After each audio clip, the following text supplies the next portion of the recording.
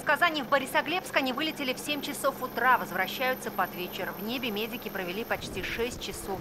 Этот полет можно назвать самым дальним в истории санавиации Татарстана. Чтобы забрать жительницу Альметьевской из Воронежской области, где она попала в ДТП, этот вертолет сделал 2 дозаправки в Саранске и Тамбове. Давай, взяли.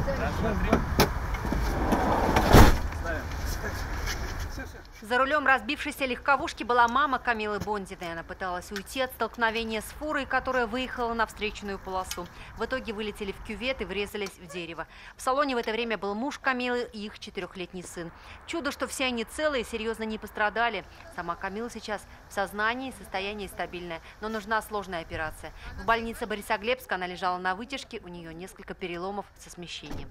Посмотрели дорогу, расстояние и поняли, что на вертолете это наиболее оптимальный вариант, потому что с такими травмами вести больше 13-14 часов это крайне рискованно. Руководитель санавиации признается, сложность была не в длительности полета, а в подготовке и его организации. Учесть нужно было с десяток факторов. Пункты остановок, заправки, с больницей постоянно на связи.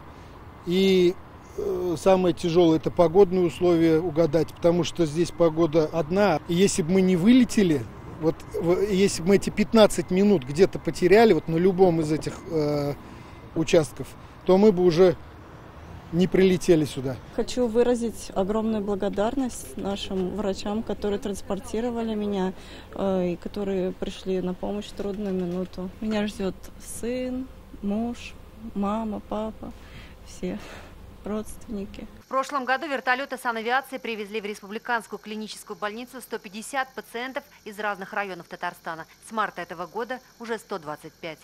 Юлия Гоголева, Ренат Сафин, ТНВ, Казань. Наша рука помощи вашему бизнесу. Антикризисные предложения. Телефон 843 5 705 100. Көтелмәгән кунак көттөреп кенә интернет челтәрләренә дә килеп җитте.